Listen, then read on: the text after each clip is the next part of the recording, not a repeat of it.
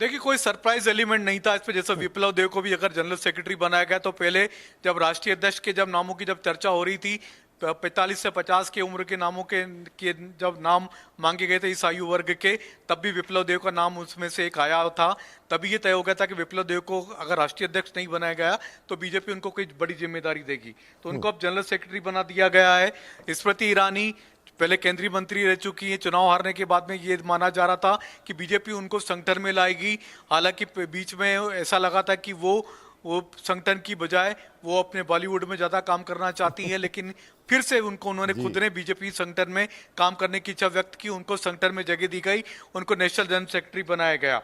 इसके अलावा हमने विनोद तावड़े, सुनील बंसल का पहले से जनरल सेक्रेटरी बना जाना तय माना जा रहा था। इसके अलावा सतीश पूनिया राजस्थान के पूर्व अध्यक्ष रहे, बीजेपी के वरिष्ठ नेता, सीनियर नेता है, राज्यसभा सांसद भी बनाया बीजेपी ने उनको, और जनरल सेक्रेटरी से पद से भी नवाजा गया है।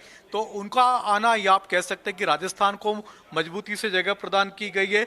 जाति समीकरण का भी ध्यान रखा गया है, क्योंकि राजस्थान की जब बात होती है तो वहां पर जाट, गुजर, ब्राह्मण, इन तीनों का तालमेल, इन तीनों का समीकरण, सोशल समीकरण देखना पड़ता है। वहां पर ब्राह्मण को बीजेपी ने मुख्यमंत्री बनाया। हमने देखा भजन लाल शर्मा जो कि ब्राह्मण नेता है, उनको मुख्यमंत्री बनाया बीजेपी ने।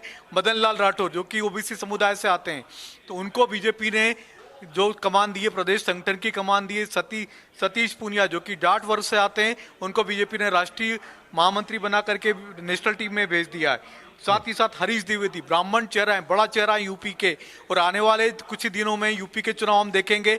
फरवरी में उत्तर प्रदेश के विधानसभा चुनाव होने 2027 में। हरीश द्विवेदी को उत्तर प्रदेश के ब्राह्मणों को लुभाने के लिए भी के आप कह सकते हैं कि हरीश द्विवेदी को ये बड़ी जिम्मेदारी पार्टी ने दी। इसके अलावा एक और नाम संजय भाटिया, आप कह सकते हैं कि ये सरप्राइज एलिमेंट का आप जो कह रहे थे वो ये हो सकता है। हरियाणा से आते संजय भाटिया, लेकिन बीजेपी ने उनको आश्चर्यजनक ढंग से सीधे राष्ट्रीय महामंत्री बना दिया।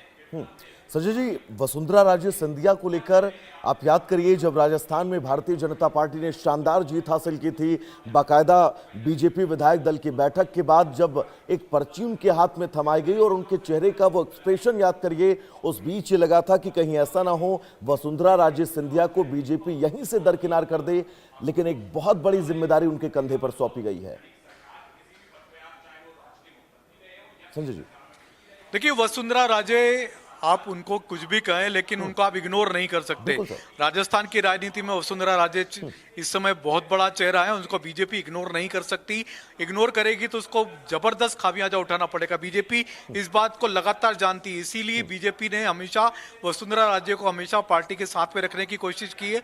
हमने देखा था पिछली टीम में भी बीजेपी की राष्ट्रीय उपाध्यक्ष वसुंधरा राजे को बनाया गया था, इस टीम में भी वसुंधरा राजे को राष्ट्रीय उपाध्यक्ष के रूप में शामिल किया गया। तो बीजेपी ने कभी भी वसुंधरा राजे को कभी भी नाराज नहीं होने दिया, नाराज होने का मौका नहीं दिया। हालांकि वसुंधरा राजे खुद सीएम बनना चाहती थी, किसी और को सीएम नहीं बनाना चाहती थी, या सीएम पद को अपने किसी समर्थक को देना चाहती थी, लेकिन बीजेपी में पीढ़ीगत परिवर्तन होते रहे हैं। तो वसुंधरा राजे को भी ये एक्सेप्ट करना पड़ी इस बात को कि पीढ़ीगत परिवर्तन बीजेपी का ये ट्रेंड है, और बीजेपी इस बात को स्वीकारती है कि एक पीढ़ी जाती है, दूसरी पीढ़ी आती है, तो दूसरी पीढ़ी को कमान देनी पड़ती। तो वसुंधरा राजे अब ओल्ड एज हो चुकी हैं, उनका समय जा चुका है, तो बीजेपी ने उनको वरिष्ठ नेताओं की सूची में डाल दिया, राष्ट्रीय उपाध्यक्ष बनाया है, उनका मान सम्मान जरूर बना के रखा है। लेकिन जहां तक बात है राजस्थान की, तो राजस्थान में वसुंधरा राजे का अपना ओरा है, और उसको बीजेपी कभी भी इग्नोर नहीं कर सकती। संगठन के तौर पर, मजबूती के तौर पर संजय जी, अगर मैं आपसे पूछूं ये लिस्ट, व्यक्तिगत तौर पर आप इस लिस्ट को लेकर क्या कुछ कहना चाहेंगे कि बीजेपी की लिस्ट बीजेपी के भविष्य को, बीजेपी के संगठन को आने वाले वक्त में और ज्यादा मजबूत करेगी, और ज्यादा भारतीय जनता पार्टी के जीत के उस क्षेत्र का विस्तार करेगी जो विस्तार लगातार हो रहा है? संजय जी, देखिए, बीजेपी में जो सबसे जो क्रूशियल जो बात होती है, वो होती है, जो मैटर करती है, वो होती है national general secretary. National general secretary BJP के सबसे मोस्ट पावरफुल होते हैं बीजेपी के राष्ट्रीय अध्यक्ष के बाद में। ये वो पद है कि जो बीजेपी के राष्ट्रीय अध्यक्ष के बाद सबसे ज्यादा जिम्मेदारियां संभालते हैं बीजेपी के संगठन के लिहाज से। तो हमने देखा किस तरीके से विनोद तावड़े, सुनील बंसल, सतीश पूनिया और साथ ही साथ विप्लव कुमार देव, ये ऐसे बड़े नाम हैं जो कि संगठन की बड़ी जिम्मेदारियां पहले भी संभाल चुके थे। विप्लव देव त्रिपुरा के अध्यक्ष भी रहे, हमने देखा था हरियाणा के चुनाव प्रभारी भी थे, सह प्रभारी के रूप में उन्होंने काम किया था। सतीश पुनिया उस समय चुनाव प्रभारी हुआ करते थे हरियाणा के। सतीश पुनिया और विप्लव देव दोनों ने हरियाणा के चुनाव में एक साथ काम किया था और दोनों अब एक साथ राष्ट्रीय महामंत्री के रूप में नितिन नवीन के नई टीम में शामिल हो रहे हैं। तो ये एक बड़ी जिम्मेदारी बीजेपी के नेताओं को दी गई है।